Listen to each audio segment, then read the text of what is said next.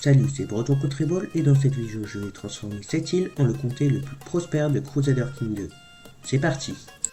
La première chose que je fis, c'est de changer la loi de succession en primogéniture pour garder mes titres et mon argent à ma mort.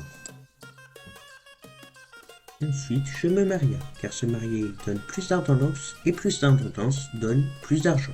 Et l'argent, c'est bien. Cependant, je me suis rendu compte que ce challenge allait être difficile, car ce comté est très peu développé et il y a très peu de bâtiments construits. Je me maria alors et taxa les personnes qui venaient à mon mariage. Je découvris aussi que ma foi était nestorienne, une dérive de la foi catholique. Ma religion était aussi commandée par un patriarche. Je laissa passer alors le temps pour gagner de l'argent et pour pouvoir après construire des bâtiments.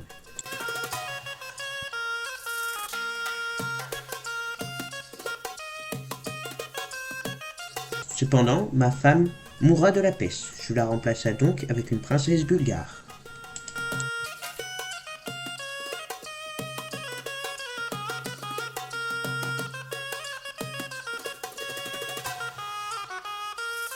Après avoir économisé, je construisis un bourg fortifié afin de gagner plus d'argent.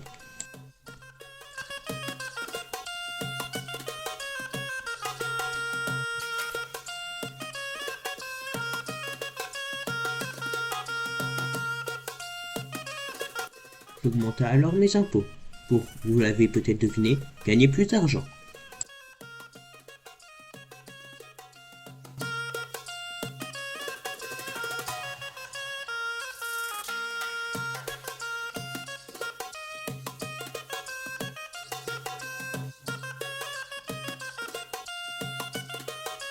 Le personnage mourut alors. Cependant, mon héritier était terrible en intendance. Je fis donc éduquer mon prochain héritier par l'homme le plus fort en intendance dans le royaume, afin de ne plus jamais avoir de personnage terrible en intendance. Après cela, je continua de développer mon royaume en construisant des bâtiments.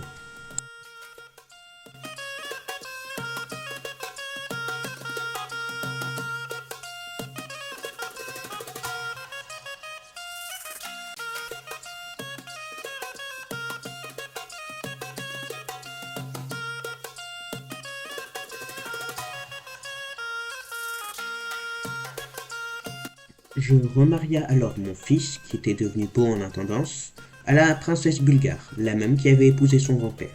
Un peu bizarre, mais bon, on est au Moyen-Âge.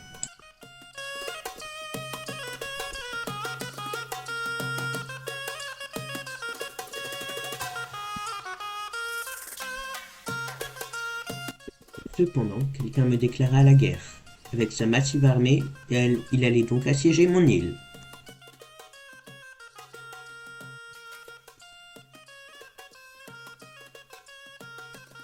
Je recruta alors, à l'aide de mon or, des bons commandants afin de diriger mes armées. Et je recruta aussi des mercenaires, car ma faible armée n'allait sûrement pas suffire.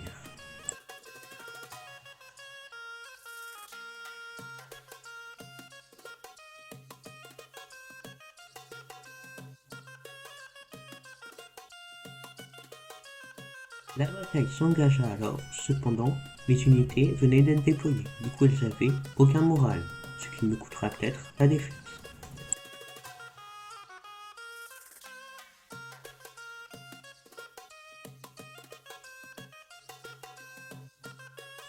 L'ennemi assiégeant mon seul comté, je n'avais aucun choix que de capituler, car je ne pouvais plus déployer d'armées et de mercenaires, étant donné que mon seul comté était sous état de siège. Après avoir été battu, je devins un vassal de la personne qui m'avait attaqué. Cependant, il ne tarda pas à essayer de révoquer mon comté, car je n'étais pas de la même religion que lui. Je leva donc le drapeau de la rébellion. Étant donné que je me rebellais, j'avais juste à attendre pour que mon score de guerre augmente. À 20%, je pourrais faire paix blanche.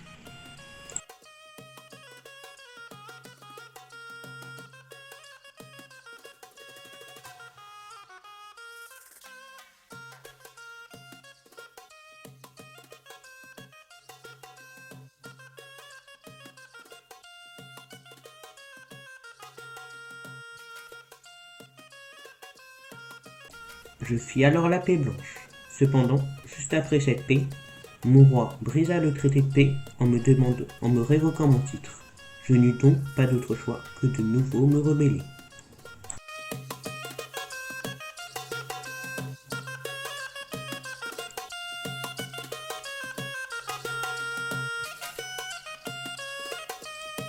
Cependant, je perdis assez vite ma rébellion.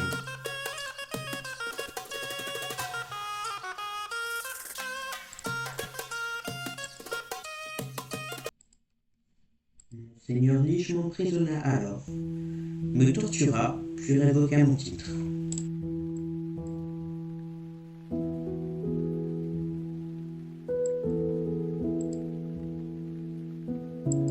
Est-ce donc la fin de cette aventure?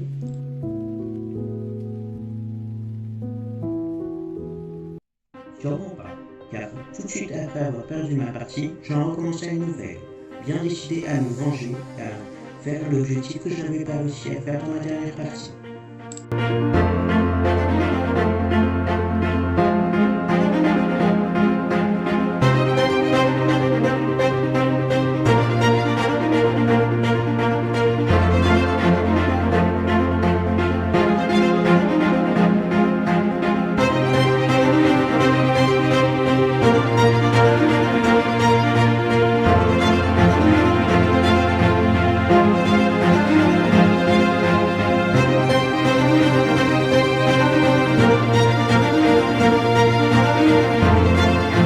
J'étais maintenant dans une bien meilleure position, avec un personnage bon en attendance.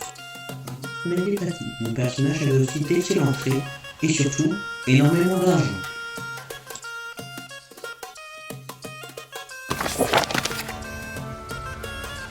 Assez vite, la personne qui m'avait tué dans la dernière partie me déclara la guerre. Cependant, cette fois-ci, j'étais prêt.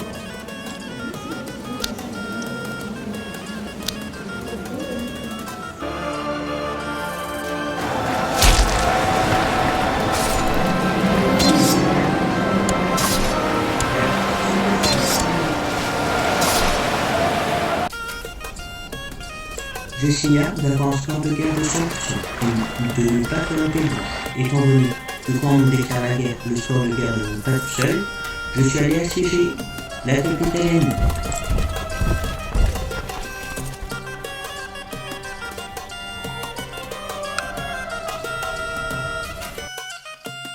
Cependant, l'ennemi prenait alors position sur mon île. Étant plus alors là pour la défendre, ça allait jouer à celui qui allait assiéger l'ennemi le plus rapidement possible.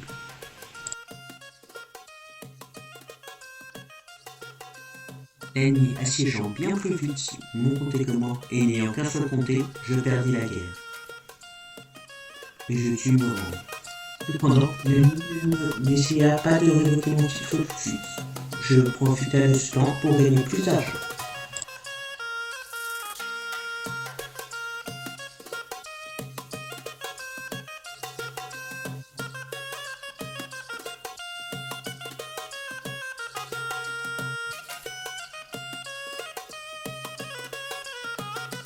Les catholiques décidèrent ainsi de faire une croisade. Monseigneur Lich étant musulman, il était occupé à la défendre, un moment parfait pour le rebeller. C'est à ce moment délicat que Monseigneur Lich décida de tenter de révoquer mon titre. Je me rebella donc.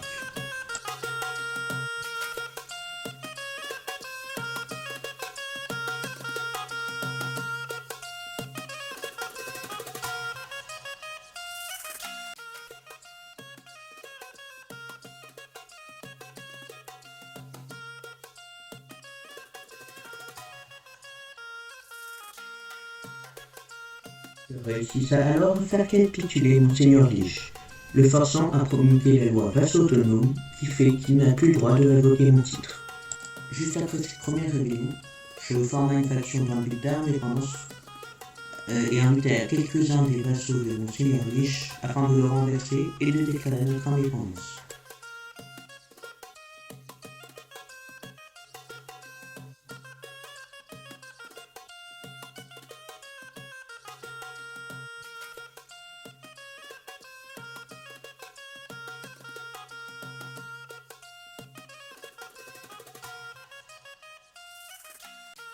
Les longtemps souveraine de mon seigneurie, je réussis enfin à déclarer mon indépendance avec quelques-uns de ses vassaux. Victoire. On se retrouve pour l'outro de la vidéo où je vais vous présenter simplement tout ce que j'ai fait dans la ville. Du coup, déjà mon développement, j'ai 26 en militaire. C'est pas tant que ça, c'est à peu près la moyenne. J'ai 28 en économique, qui est au-dessus de la moyenne. J'ai commencé plus bas que vous. Par contre, j'ai 37 en culturel, qui est 10 au-dessus de la moyenne de ma zone. J'ai réussi à avoir autant de progrès en volant les technologies indiennes. J'ai aussi, comme merveille, enfin je sais pas comment ça s'appelle, un port qui me donne plus 20% d'impôt local, du coup en gros tous mes revenus, vous avez tellement, voilà, ça je m'en fous. Et précis je me suis, vous voyez j'ai construit deux trucs dessus. Tout ça c'est presque au max, ça il manque juste les innovations, tout ça. Aussi du coup je vais m'arrêter là, la vidéo j'ai pris beaucoup de temps. Là je la fais à la fin du montage. Ça m'a pris environ 2 jours à faire cette vidéo. Du coup j'espère que vous l'aurez apprécié et c'est bon, c'est tout ce que j'ai à dire. Au revoir et j'espère que vous aurez apprécié la vidéo.